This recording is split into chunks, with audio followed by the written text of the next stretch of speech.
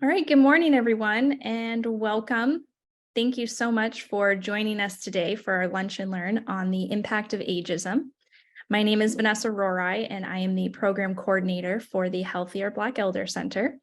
I'm joined today by Ms. Jayla Jackson here, who's going to help me co-facilitate our webinar. And to start, we just have some quick housekeeping announcements. Please remain muted during the webinar today to minimize background noise. We will be monitoring the chat and the Q&A box, so please feel free to submit your thoughts, comments, and questions there. This webinar is being recorded, and the recording will be uploaded to our website within the next few days, and we will share our website in the link chat. And just to give a brief outline for our webinar today, we're going to start with playing a short video that explains who we are and what we do. Then I'm going to invite a few researchers that we have with us today that will introduce themselves and the study they are looking for participants for. After our quick researcher introductions, we will have a 15-minute critical crossroads presentation, and then we will hand it over to our main presenter, Dr. Julie Ober-Allen. So I'm going to switch over.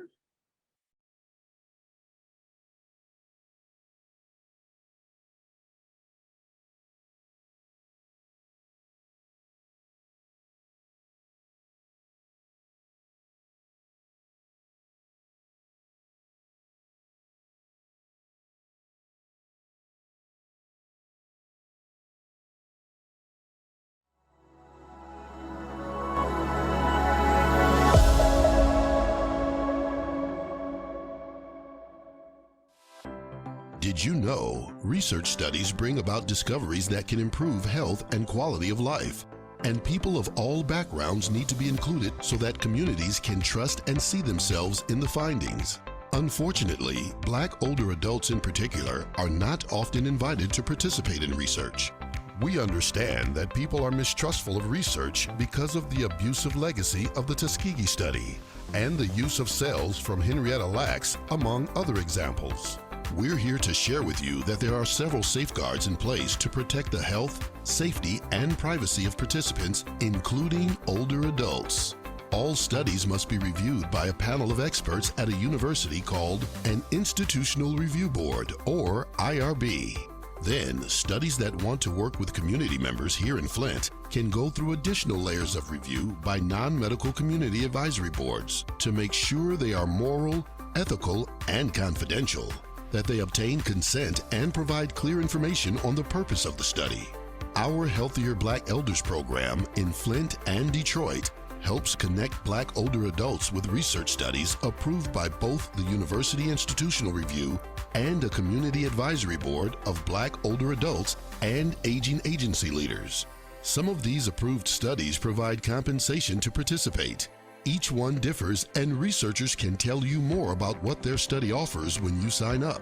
We provide free programming on health and well-being hosted at local senior centers and online with tutorials on how to participate if you can't get there in person.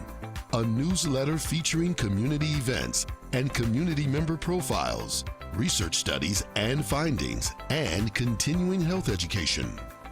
Healthier Black Elders need you. We connect you to research you can trust.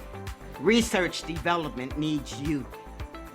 If you're interested in learning more about the Healthier Black Elders program in Flint or Detroit, you can visit us online at www.engageus.org.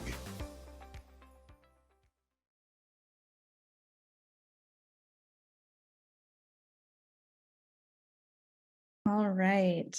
So that's just a quick overview of who we are, what we do, and to let folks know that the people in the video are our actual community advisory board members. And they have a really important job for our program. They are responsible for reviewing and approving researchers that want to utilize our program to recruit for their studies. So if you are not currently a member with the Healthier Black Elder Center and you would like to join, you may call our office and leave a voicemail with your contact information for us to follow up. Our office number is 313-664-25 2616, and we'll also share this in the Zoom chat. When you become a member, you'll be asked to complete a health-focused survey.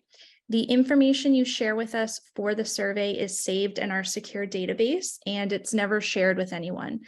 We use the answers to determine which studies you may be eligible for. For example, if a researcher is looking for participants with osteoarthritis and you answer yes to that question, your name and contact information may be shared with that researcher to invite you to participate.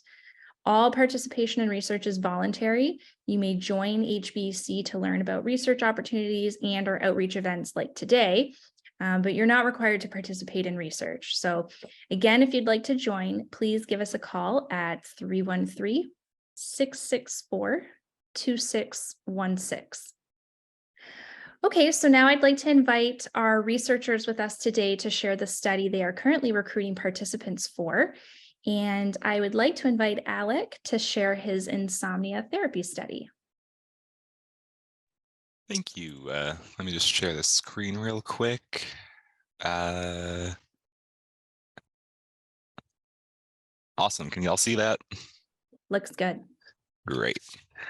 Hi, everyone. I'm Alec. I am from the Henry Ford Sleep Disorders Research Department, and we are currently testing how beneficial a new form of digital therapy for insomnia can be. This study is called COACH, and it is completely virtual, so you don't have to come into our office at all. It is all done from home, from your own phone or computer. You can scan this QR code in the corner to see if you're eligible to participate, or you can follow the link that I'll be pasting in the chat along with my contact information. So the two major qualifiers to participate are just that you need to have regular access to internet and have a computer or smartphone, and that you have to have had trouble sleeping for at least 3 months. Many people are never formally diagnosed with insomnia, so if you have trouble falling asleep or staying asleep, it could still definitely be worth seeing if you're eligible.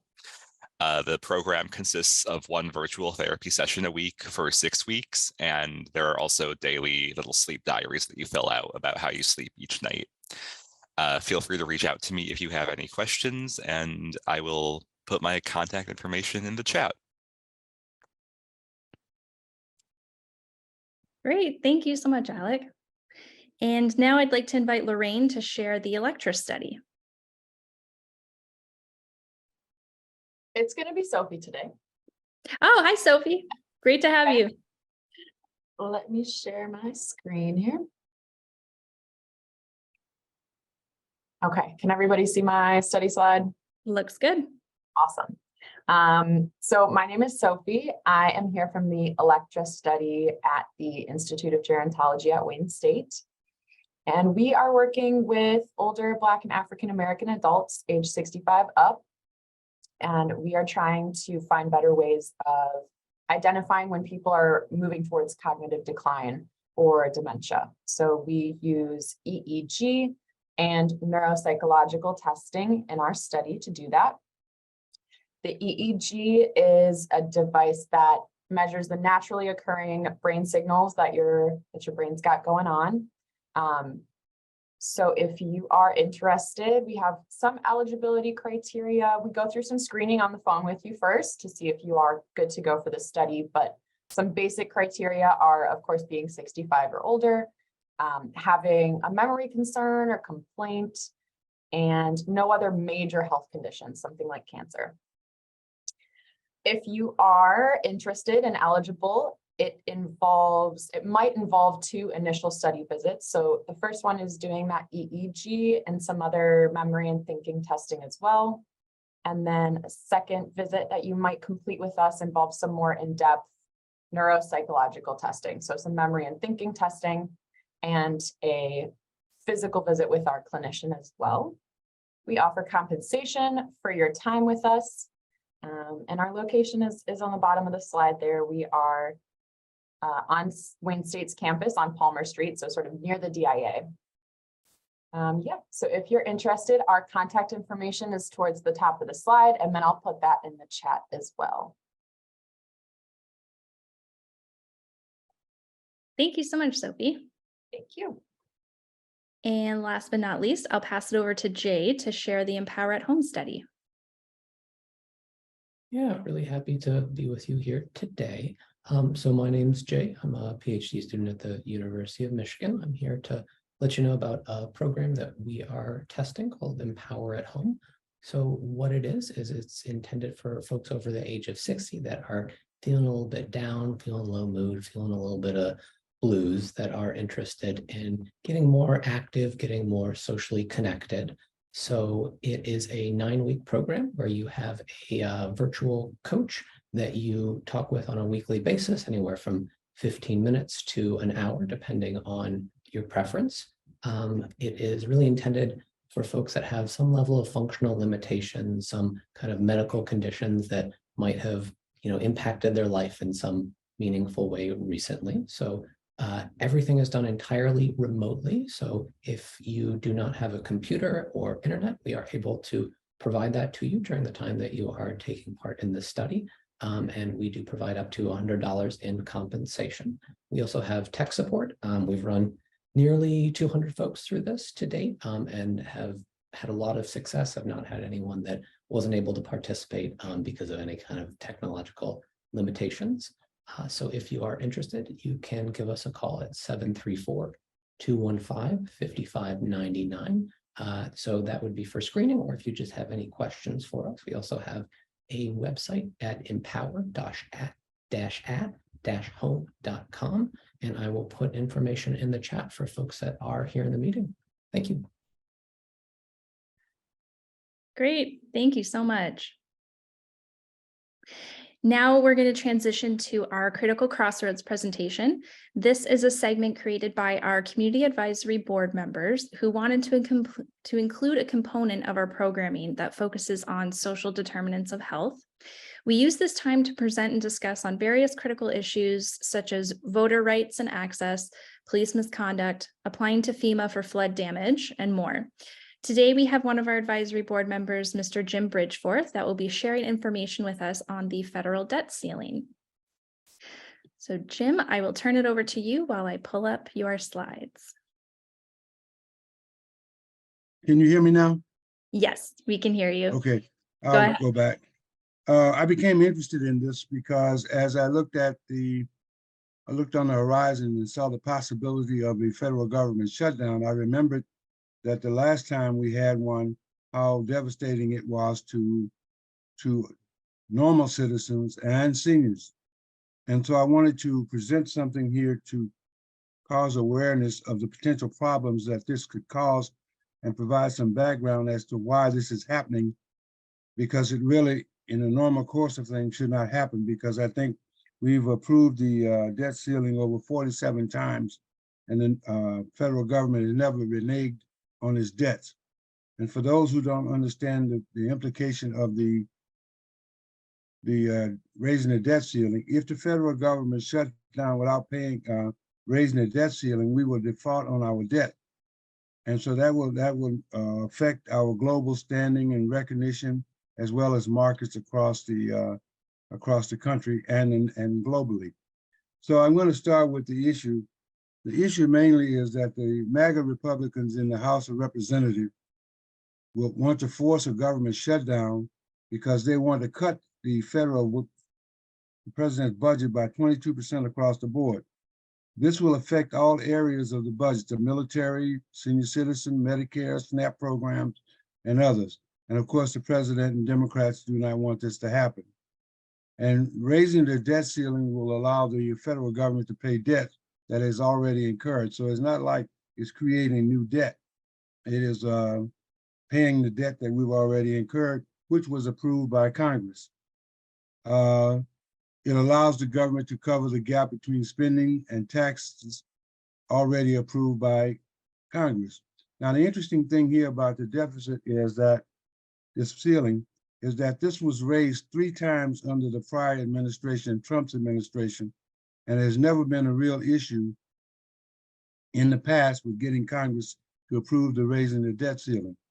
And so, matter of fact, the Democrats have always gone along with the Republicans administration, and everybody's just really worked together to try to get this done, because they know that defaulting on the debt would create a national problem, international problem for the United States.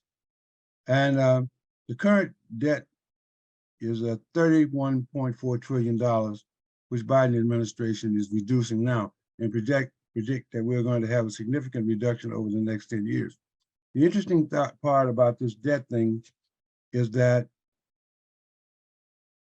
excuse me, that the 25% of the current debt was incurred by Trump because of these massive tax cuts they gave back in, I think, 2017.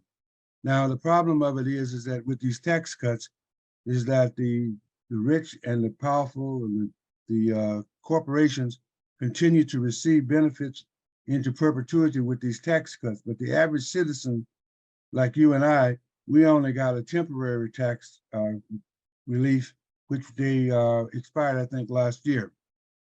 And so anyway, these proposed cuts that they want to make will affect the veteran benefits, services, and provide delayed servicing for VA hospitals. There's going to be cuts to SNAP programs, which feed the needy and hungry and the elderly, so that those people will go without their food stamps. The cuts to Medicare, Medicaid, Social Security, and other entitlement programs. And they want to cut the military. So there's a 22% across the board cut that they want to make, and it will affect everybody. So we want to make sure that we are aware of this and keep an eye on this coming up in the next budget. So can we have the next slide? So it said in order to force the 22% cut on American people, the Republicans are refusing to raise the debt ceiling, which I've already covered. And of course, this will cause the United States to default. In fact, the debt ceiling was raised 3 times, as I said earlier. One of the major drivers of this deficit is the big tax cut that I talked about earlier. And the interesting thing here is that sideline issue with this tax thing is part of this problem could be eliminated if we were to make sure that the corporations and wealthy were paying their fair share of the taxes.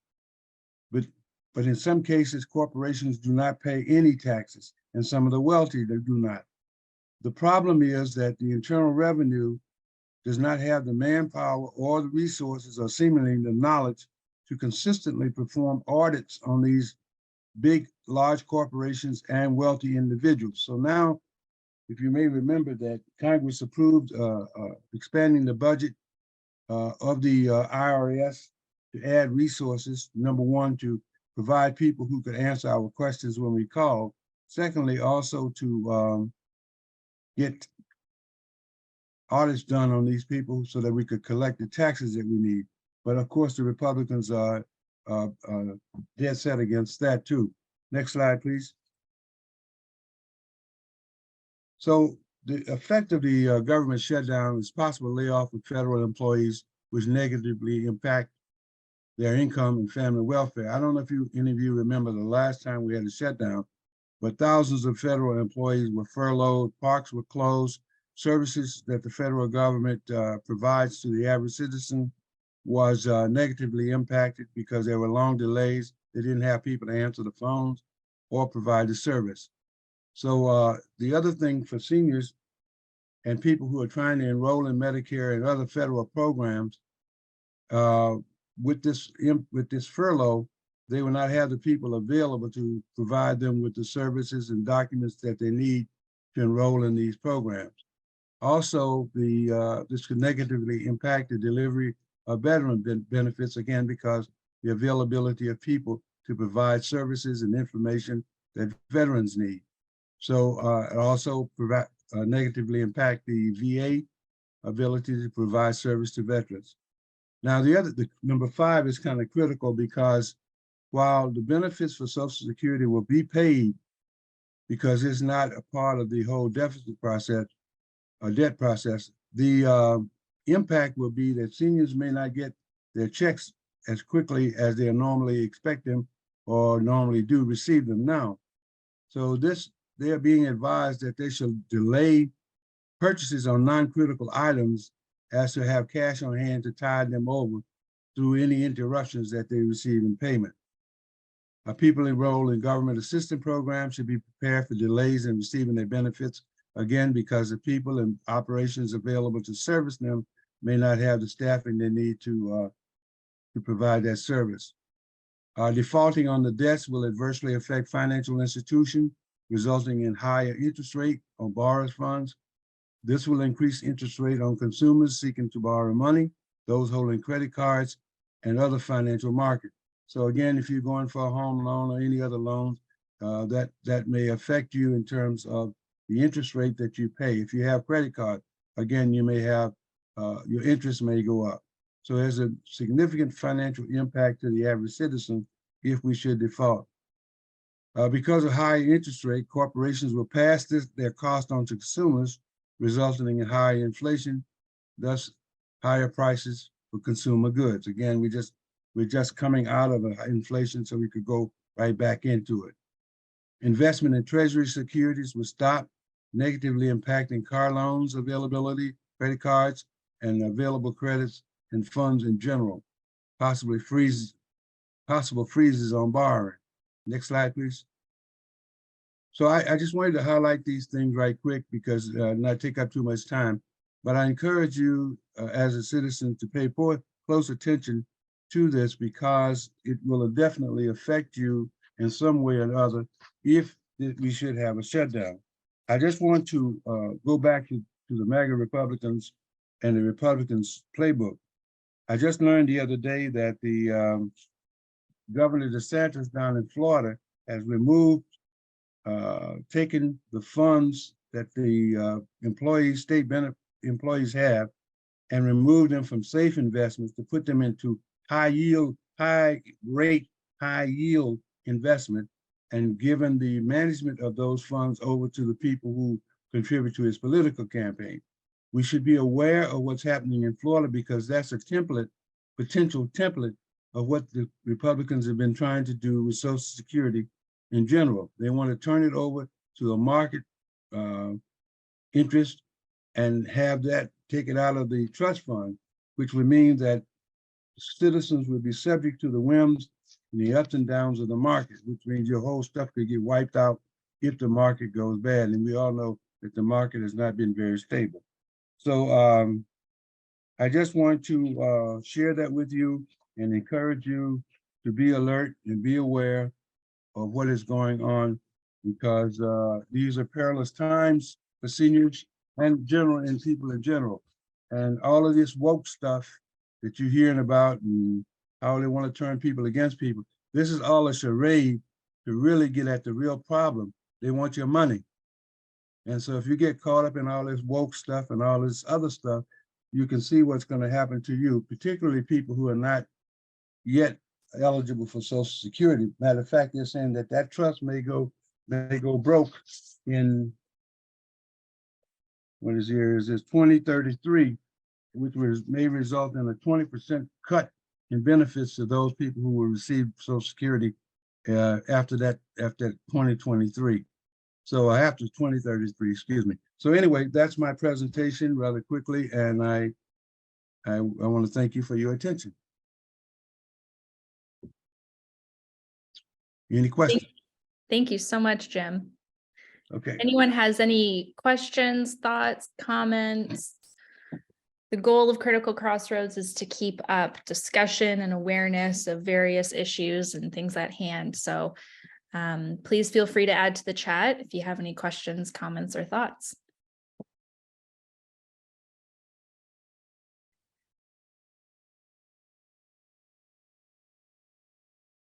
Okay.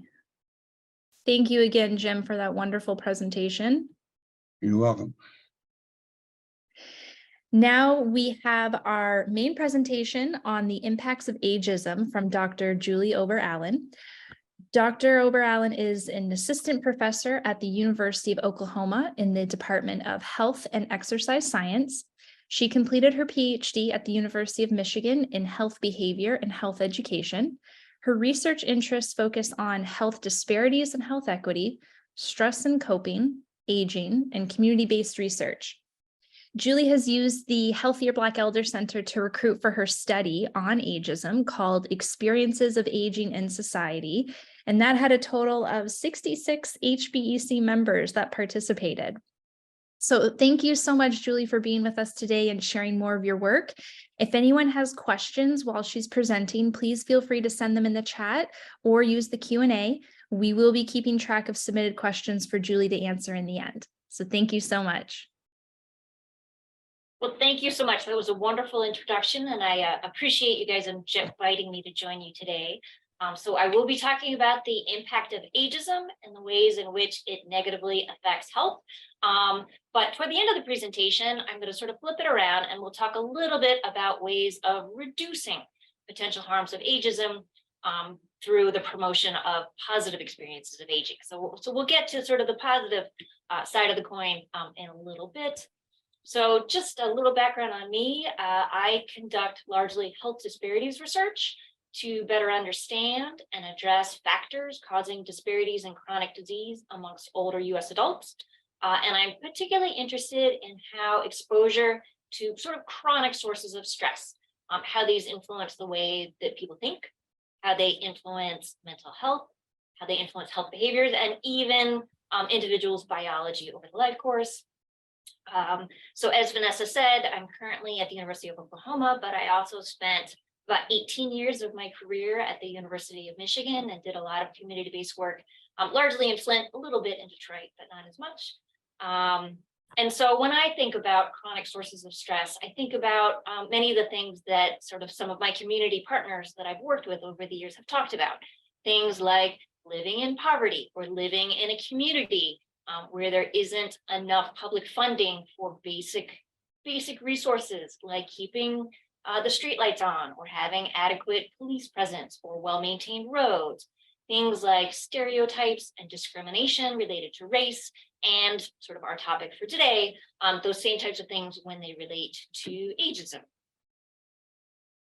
So just to get us a little bit all on the same page, a little background on the older adult population in the United States. All segments of the older adult population are growing rapidly in the US.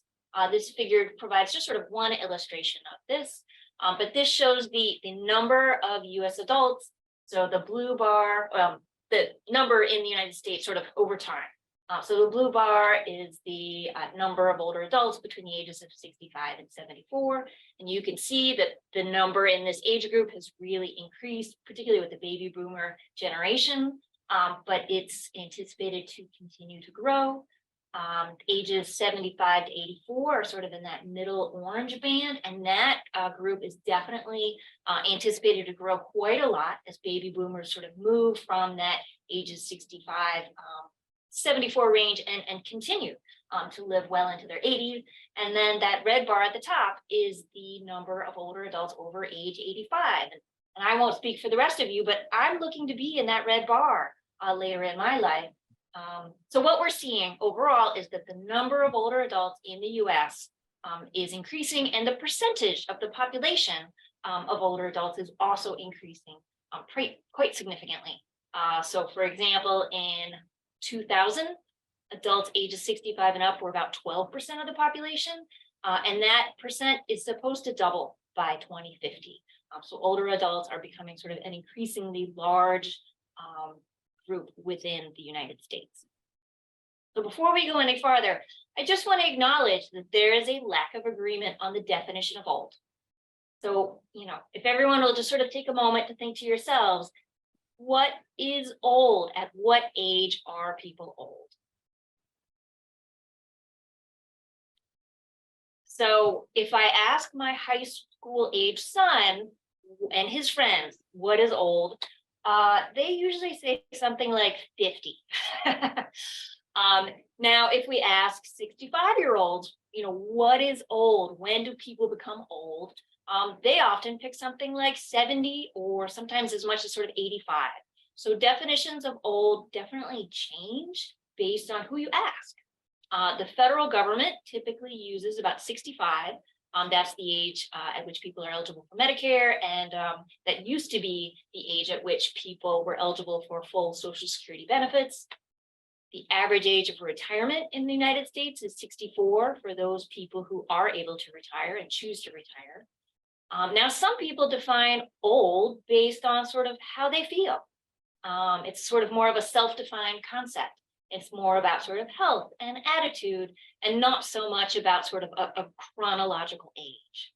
So today I am going to talk about adults ages 50 up. The reason that I am doing this and sort of starting at that sort of younger end of the age range is that people tend to start reporting that they're being treated differently because of age. And that typically starts when people are in their 50s, particularly in areas of unemployment. And when people are in their 50s, that is also the age in which a lot of health conditions, particularly those associated with old age and those that tend to be the leading causes of death for older adults, people tend to be diagnosed with those when they are in their 50s as well. So I just want to briefly review some general information on the health of older adults in the United States. Most of this is not going to be a surprise to anyone here. We have found that the health status of older adults has improved over time. Older adults today are much healthier than those in the 1950s. And of course, even in the 1950s, those older adults, their health tended to be quite a bit better than at sort of the turn of the century in 1900. That being said, in general, when we look at sort of patterns in the population, we do find that the health of older adults tends not to be quite as good as that of younger adults. They tend to have more activity limitations, things that limit their ability to maybe pick up a heavy dish on a high shelf or walk a couple miles or carry sort of heavy objects. Older adults tend to have more sensory and memory impairments. And we find that across the country, 75%, so 3 out of every 4 adults ages 65 and up tend to have at least 2 or more chronic health conditions, things like hypertension, diabetes, arthritis, cancer, heart disease. In addition, older adults have higher healthcare costs. So the average spending for those ages 65 and up is about $11,000 a year. And that's compared to about $7,000 a year for those between the ages of 45 and 64.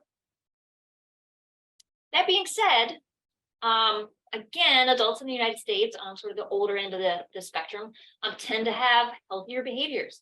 They're far less likely to consume large amounts of alcohol. They're less likely to smoke. They're also less likely to be overweight. And another really interesting thing is we find that when we survey sort of the broad population with different sort of questions about happiness, children report the highest levels of happiness. And then when people sort of enter into their 20s, those happiness scores go down. And that's what's that little white figure in the corner. And happiness scores are really quite a bit lower, sort of from the 20s through sort of midlife. And then at around 50, those happiness scores, they go back up. And they actually go back up quite a lot. And we find that once people hit about sort of 75 or 80, they're far happier than their younger counterpart. And really, it's children and older adults that report the highest happiness score. So I think that sort of gives us a little bit of a hint that older adults know something that maybe those of us that are a little bit younger haven't quite figured out yet.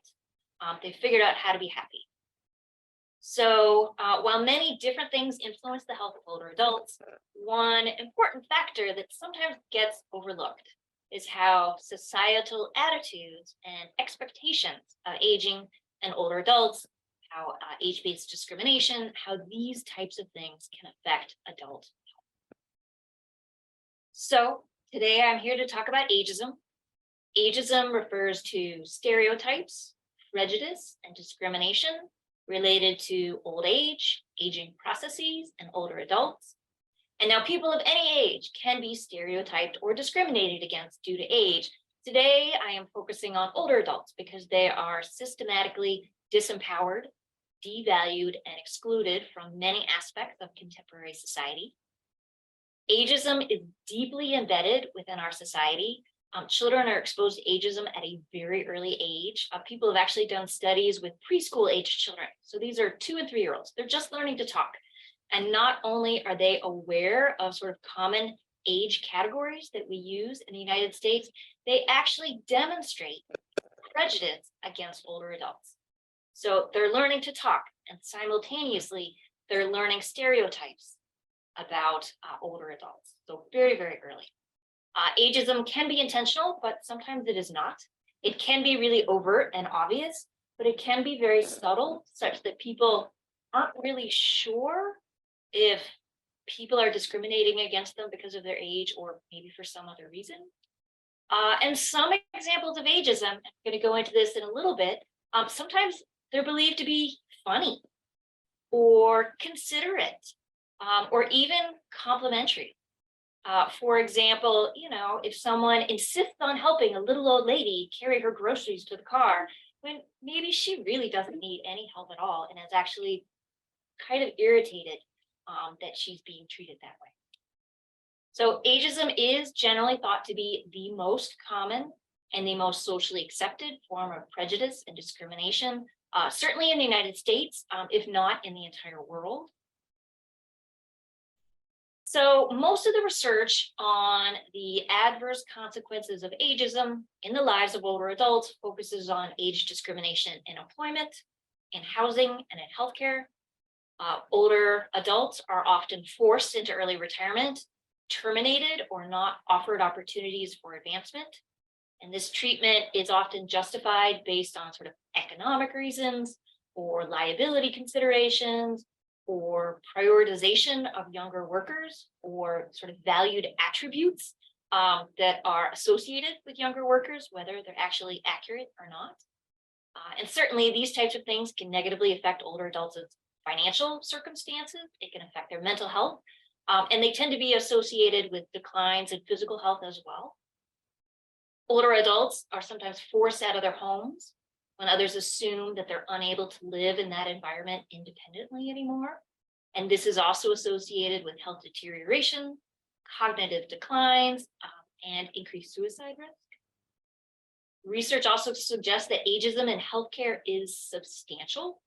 Older adults are treated differently by healthcare providers because things like pain, physical deterioration, depression, cognitive decline are sometimes assumed by healthcare providers to be inevitable. And so they don't recommend medications and treatments that may actually be beneficial. Older adults are sometimes denied life-saving procedures, such as organ transplants, solely due to their age, and really not any other medical counterindications suggesting that they might not recover well. And at least one study estimated that we waste $63 million every single year on healthcare costs because decisions are being made based on prejudices related to age in older adults and not based on sort of medical, medical best practices. So it's pretty well established that these sort of major incidents of age-based discrimination can negatively affect the health and well-being of older adults. I suspect that many of you have friends and family who have experienced some of these things, and you know these examples very personally. And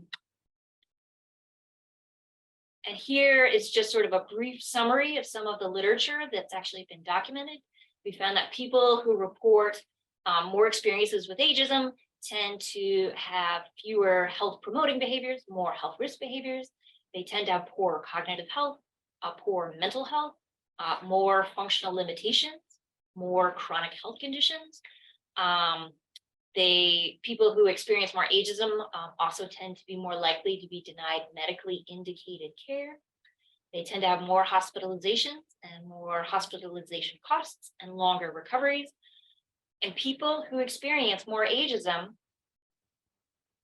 demonstrate a reduced will to live and have actually been documented as not living as long as people who people of the same age who don't report experiencing as much ageism.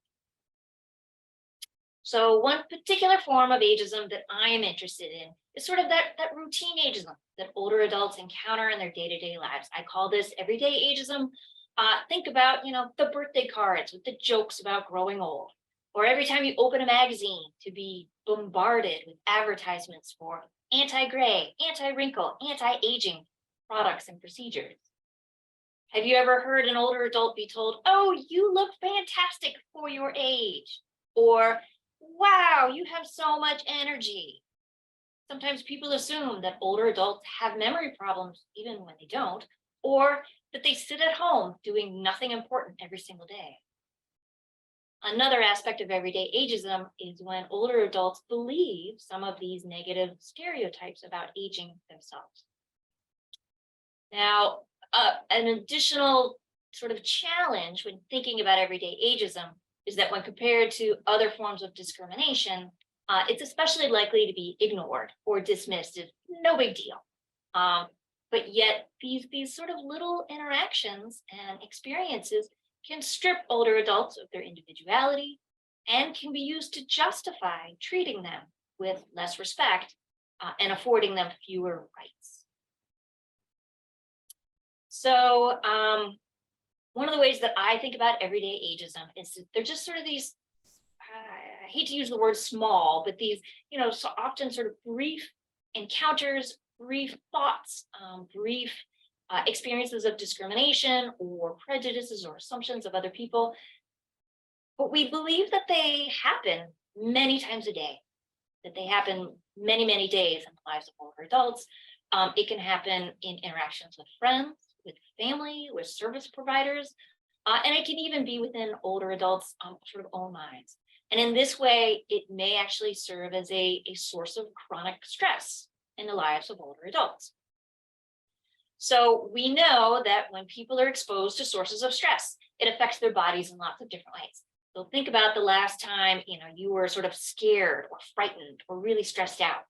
You might have started sweating. You might have gotten an upset stomach, or your breathing rate might have increased. You may have had these sort of typical fight or flight responses that have helped our species, survive over the course of history. But unfortunately, in case of chronic stressors, where people are experiencing stress on a regular basis, it can activate all of these different biological systems over and over and over again, or people get sort of like activated and stressed out and they don't get a chance to sort of return to normal. And over time, this can actually permanently damage some of those systems. It's believed to cause accelerated aging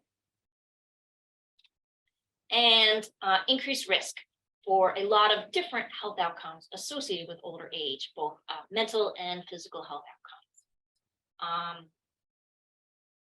And I'm not going to go into this too much today, but I think this audience is sort of probably well aware there are some groups within the United States that are more likely to experience chronic stressors than others.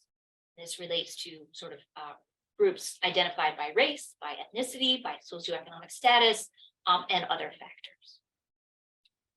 All right, so back to everyday ageism and health. And while there is substantial research that other forms of everyday discrimination, everyday racism, everyday sexism, and homophobia, these sort of smaller interactions, that they're associated with negative consequences for health. There is, up until literally a couple of years ago, there was no research on everyday ageism at all. And that sort of really was sort of the motivation for some of the work that I'm presenting today. Because in order to make a case that ageism is a problem and one that needs to be addressed, we really actually need to build the evidence of sort of how many people are affected and in what ways. So when I sort of took on this topic, I found that we don't really have any good ways of measuring everyday ageism. Typically, we look at these types of things by developing survey questions and asking people to sort of share their experiences with us, and there weren't any. So I created some because none existed.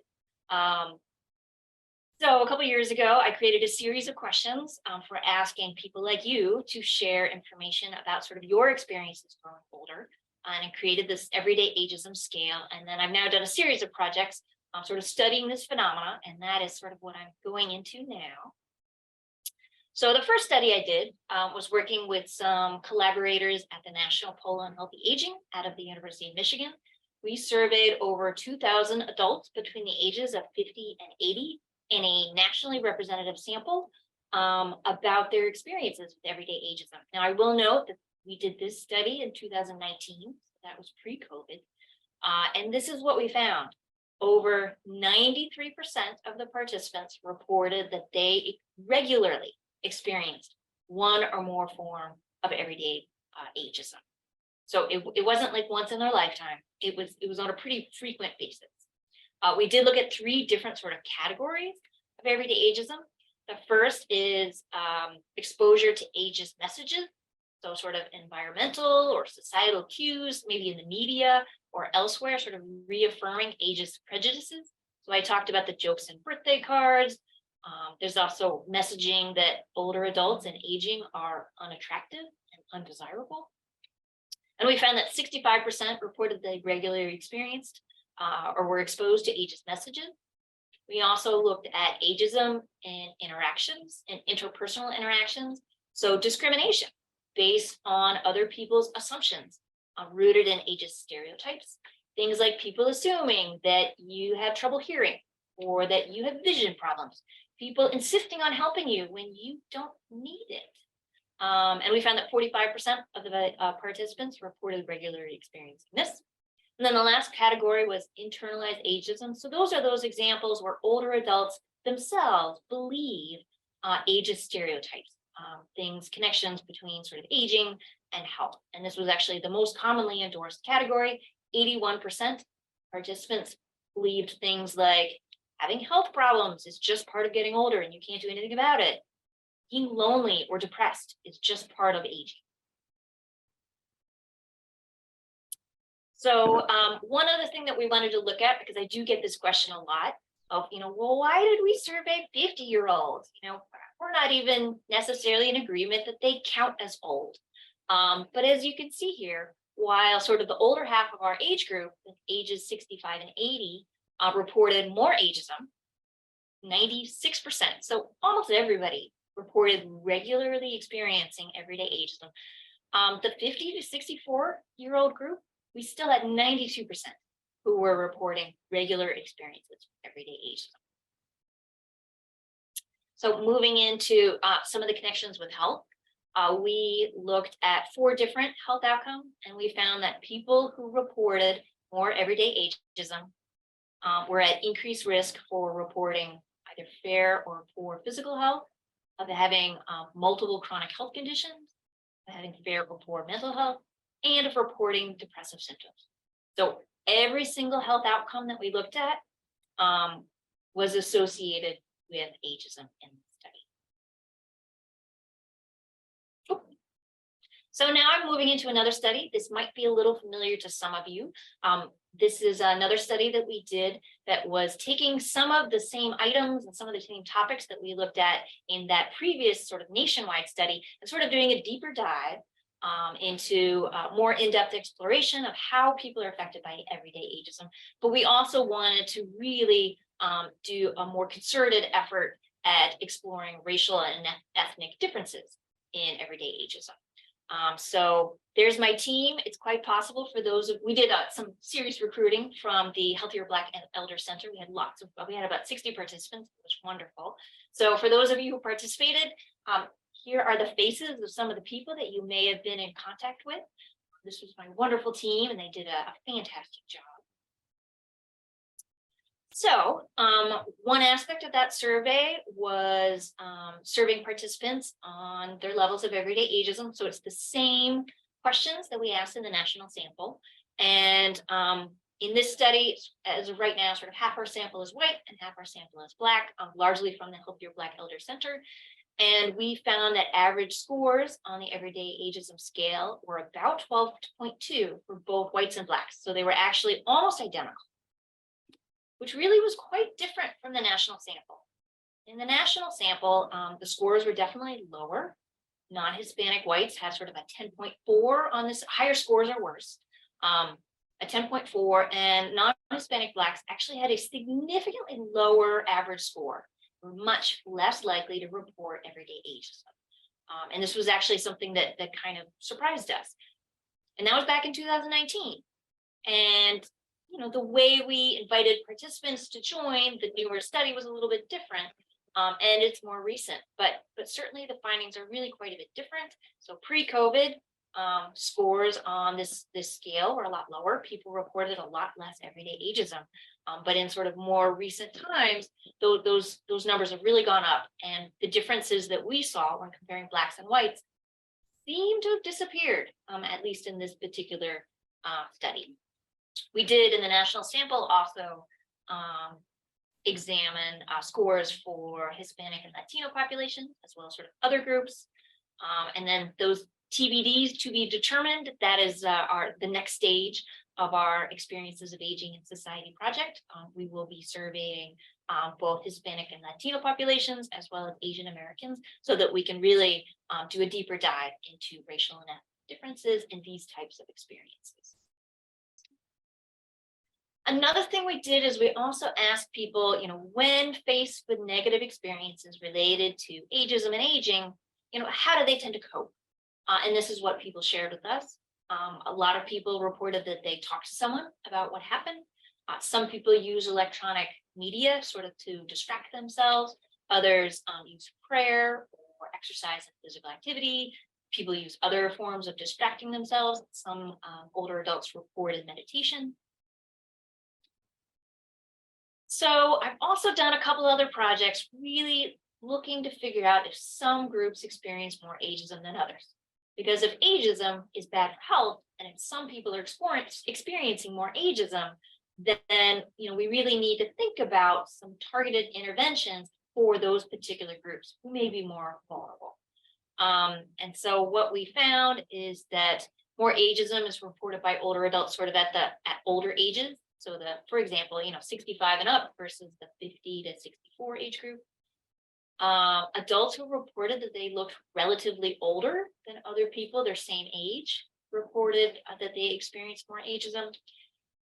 Pretty consistently across multiple studies that have been conducted across the country, people with lower levels of education and less household income tend to report more ageism.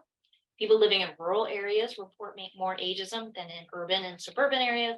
And then people who spent more time viewing media, television, the internet, magazines also reported more ageism than those who spent less time. Some interesting things.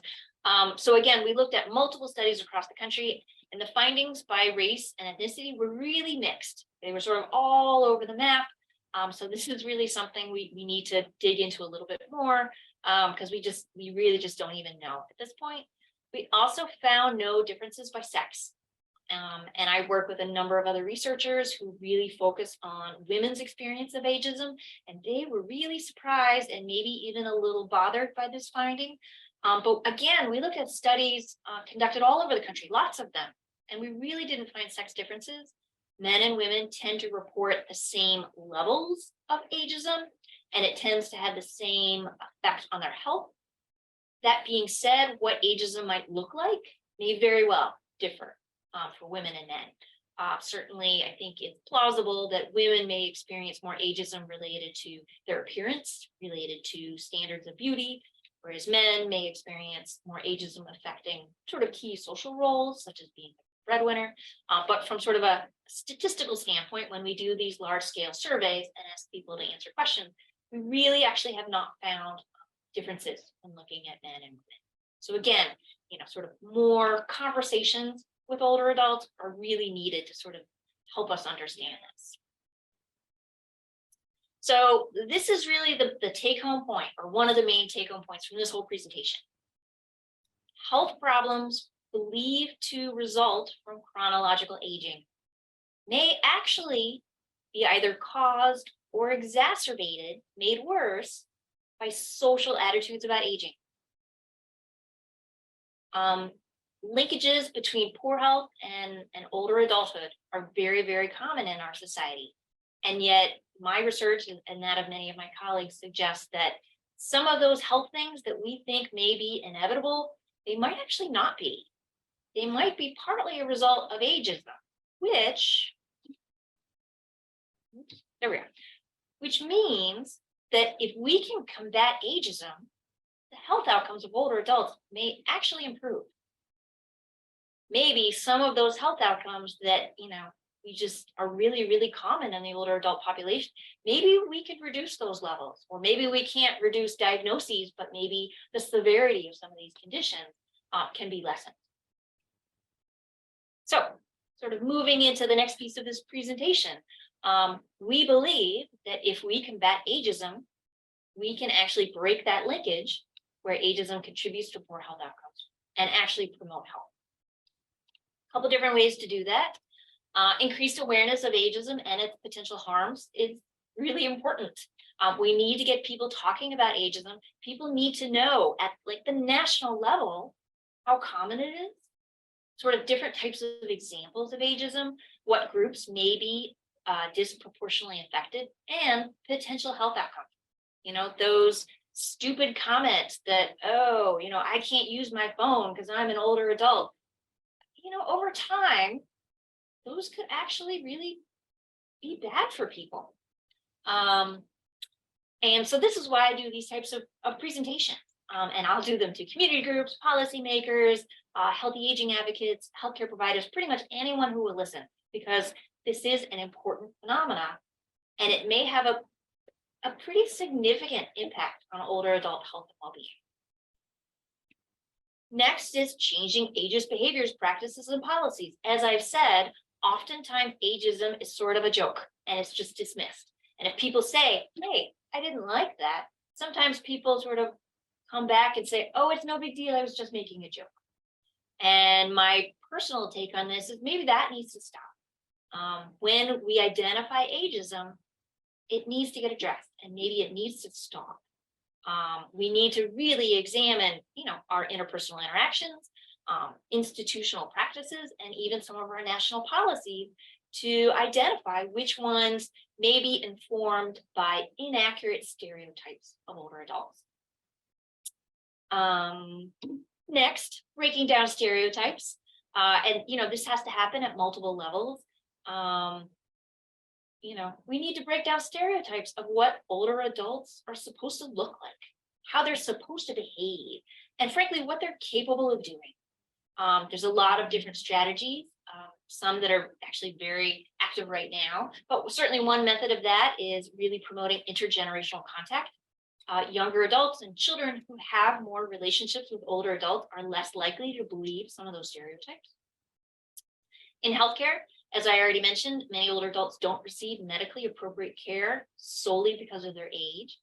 We've also found that some older adults avoid going to the doctor because they feel like they're patronized or they feel misunderstood. And sometimes it's by the healthcare providers themselves. Sometimes it's the administrative staff in the front office.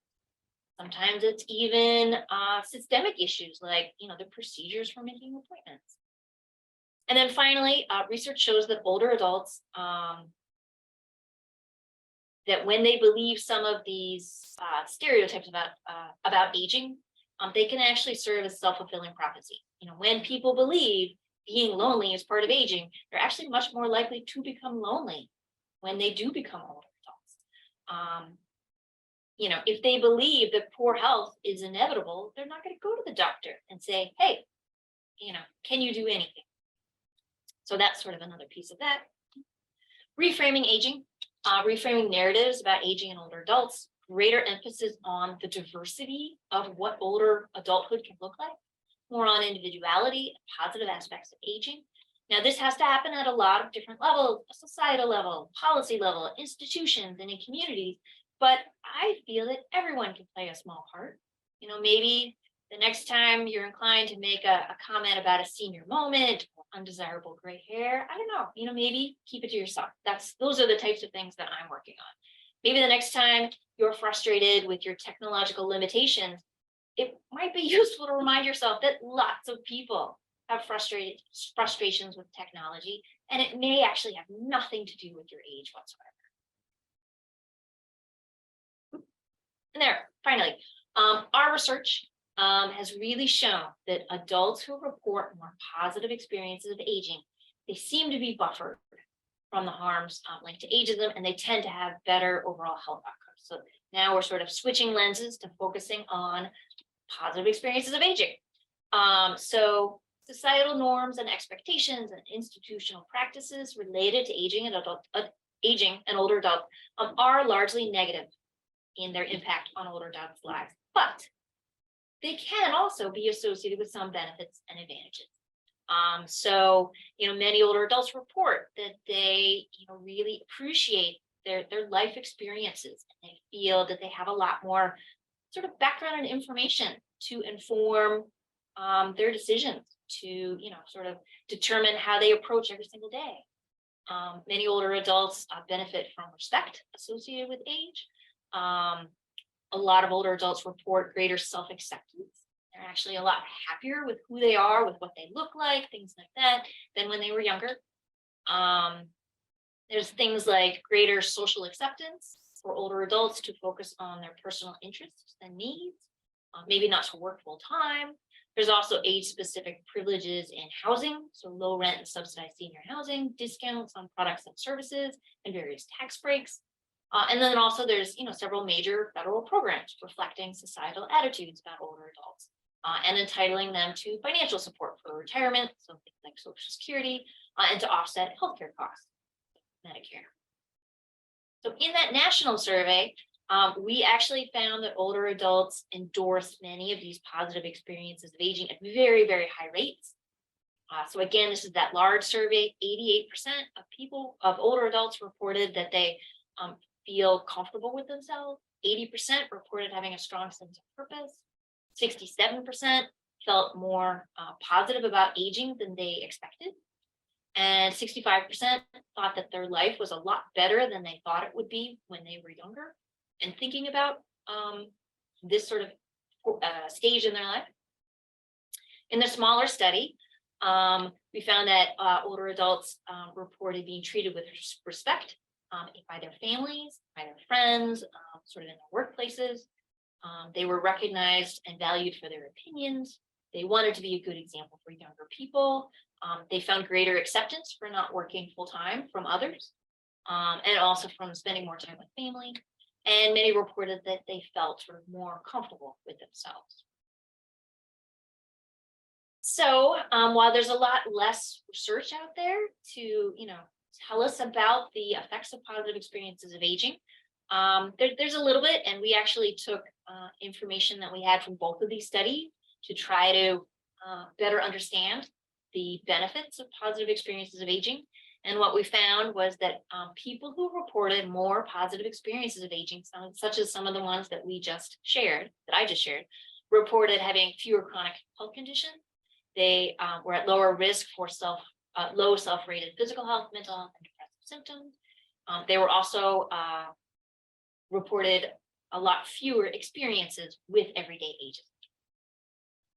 And while, changing societal stereotypes and prejudices about aging and older adults, at the national level is going to take time. It's not going to happen overnight. Enhancing positive experiences of aging is a really promising and more immediate strategy for promoting older adult health and well-being. I'm actually currently working with several creative aging initiatives in Oklahoma. So one is the Golden Swans Ballet Group, and this is a really serious group of women, and they're pretty incredible. I'm also working with another creative arts programming at the Oklahoma Healthy Living Center. And what we're doing is we're documenting some of the health benefits associated with these initiatives that are promoting positive experiences of aging. We're finding that participants report a sense of accomplishment, that they've sort of found a new identity. Maybe they don't work anymore and they're not actively raising children, but they're finding other really important aspects that they use to identify themselves. They're expanding their social networks, and with both groups, they're becoming part of a group of older adults that are actively breaking down stereotypes of what, later life is supposed to look like and what it's supposed to be. So that's pretty much it for me. If anyone wants more information, here's some of my contact information, and I'll make sure to share or have Vanessa share it as well. But But, we have a couple publications there if you want to sort of read more about what we're doing. Also, I was on CBS Sunday Morning News a couple months ago. So if you just Google "fighting back against ageism," they actually did a really great job. And it was actually a fun opportunity for me too, but also to try to get the word out. Again, it's sort of raising that awareness that this phenomena is real and that it may really be problematic. So I just have to thank my funding sources, because that's what we researchers have to do if we want them to keep giving us money. And that is it for me for today. Thank you all for listening, and I am looking forward to some questions. Thank you so much, Julie. Okay, let me hop on. Thank you. That was a wonderful presentation. I have a few questions already in the queue to share with you. While we're starting off, if anyone else has any questions, please feel free to add those in the chat. I'm going to start off by reading a question from Miss Annie Holt. And she says, "Thanks for this opportunity to share. I was at a presentation given by Dr. Herbert Smitherman. He noted that seniors in the city of Detroit are dying prematurely because of limited access to resources, such as quality healthcare, social isolation, and difficulties staying in place. Has any of your research supported this finding in other parts of the state or nation? If so, what do you suggest we as a society can do to change these negative feelings?" Yeah, I think you've identified, or he's identified, really some of the major factors that contribute to premature mortality in Detroit, but frankly, across the country. Certainly, they may affect some communities more than others. There's no doubt about that. And I would suggest that ageism is probably playing a role in how some of those decisions are made about who is prioritized for healthcare, how it is provided, how easy it is for older adults to get the services that they require. Whether we have senior living communities that are actually built to allow older adults to continue living independently, because we find that when those don't exist, more and more seniors are forced often into nursing homes.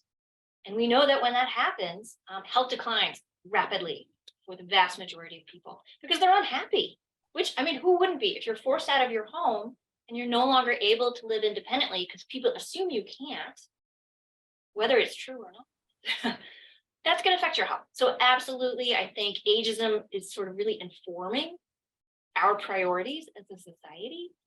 And yeah, as I said, I think really making the case, it is problematic. Ageism is not a joke.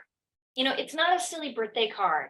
It justifies not providing older adults with the resources that they need to continue living happy and full lives. So really, I think at the national level is where we really need to go. But it's going to be a long-term challenge because, again, like I said, it is so common, and most people think it's not really important. So, thank you for the question. I appreciate it. Thank you. Okay, so I did see in the chat before I go to the next question, we definitely have thanks being shared in the chat for a great presentation. Also, Karen shared that it was useful for both herself and how she interacts with her 90-year-old mom, and she's going to start calling out ageism when she experiences or witnesses it. So that's great. Thank you, Karen. Wonderful. So since you began researching ageism, have you noticed more research being done in this area or other work being done outside of research? I definitely noticed both.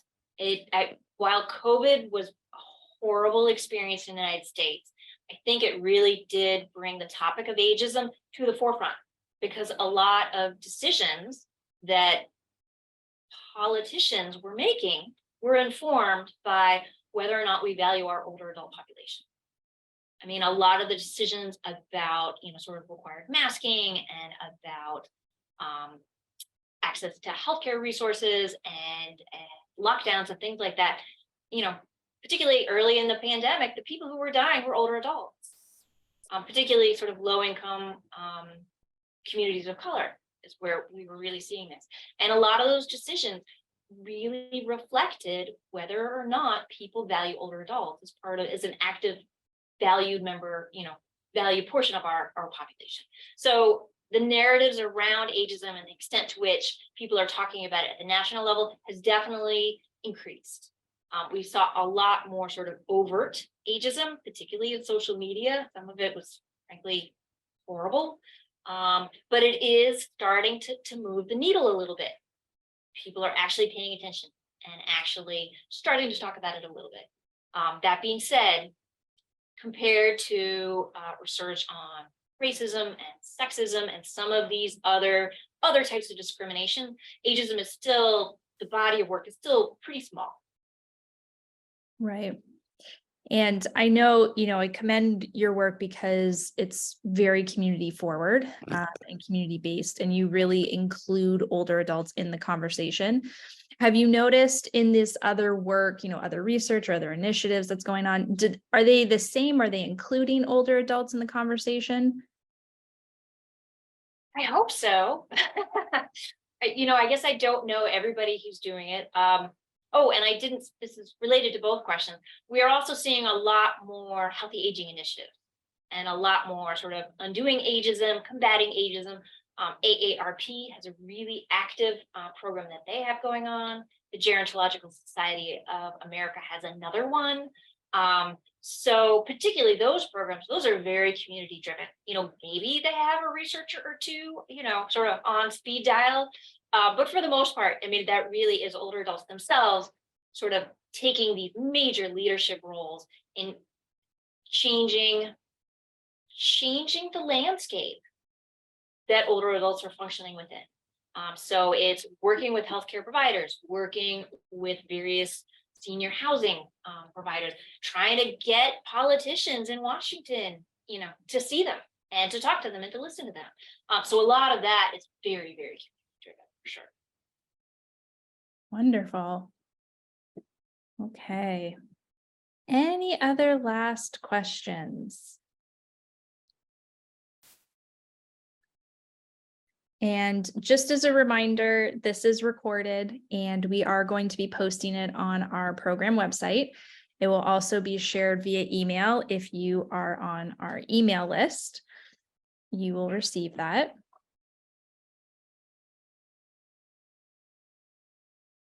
Okay. Any last words or thoughts or reflections from you, Julie, before we transition? I guess share the word.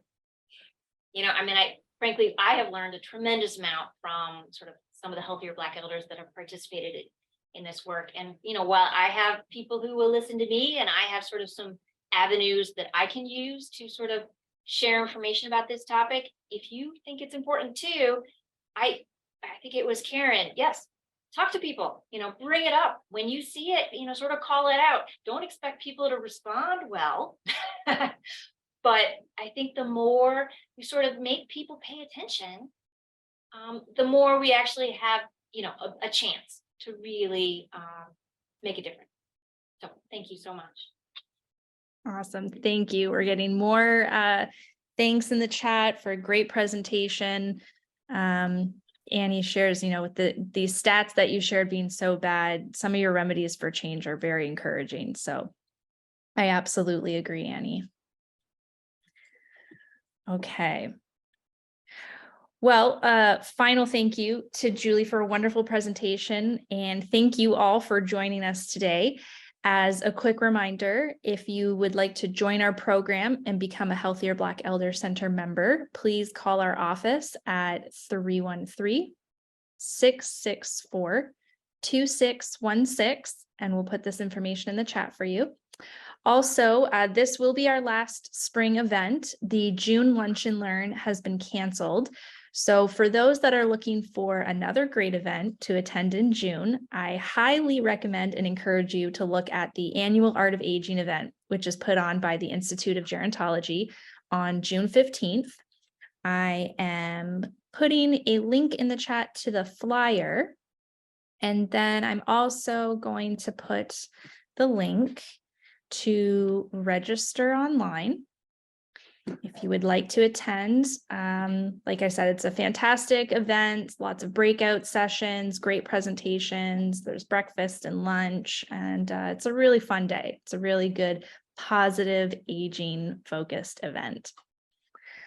So we wish you all a safe and healthy spring and summer. Keep an eye out for the next HBEC newsletter that will be mailed in August, and that will have our full fall lunch and learn schedule details. So thank you all again so much, and take care.